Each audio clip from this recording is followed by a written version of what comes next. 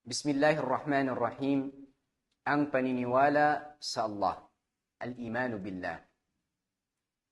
Ibig sabihin ng paniniwala na ito ay ang pagkakaroon ng tiyak na paniniwala na ang Allah ay umiiral, sa kanyang rububiyya ay pagkapanginoon, sa kanyang uluhiyya ay siya lamang ang dapat at karapat-dapat sambahin, sa kanyang pangalan at mga katangian.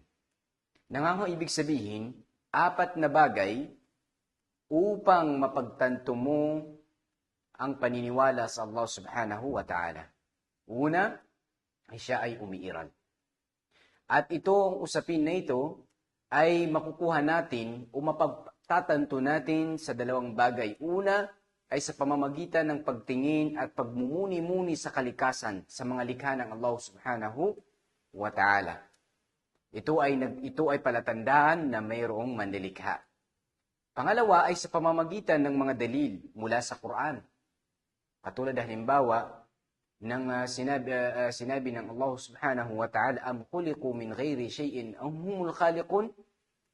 Sila ba ay nilikha mula sa wala o sila ang naglikha sa kanilang mga sarili? Pangalawa ay ang paniniwala sa pagkapanginoon ng Allah. At ito ay, ang Allah subhanahu wa ta'ala ay nagwika. Kanyang sinabi, Qul man yarzuqukum. Qul man yarzuqukum minas sama'i wal ard. At sabihin, sino ang nagbibigay ng biyaya mula sa inyo, mula sa kalangitan at kalupaan. Pangatlo ay ang paniniwala sa kanyang uluhiyya ay siya lamang at karapat-dapat sambahin. Ang Allah subhanahu wa ta'ala ay nagwika, wa ilahukum ilahun wahid. At ang inyong Panginoon ay nag-iisa. At ang Allah subhanahu wa ta'ala kanya ring sinabi, Kul huwallahu ahad. Sabihin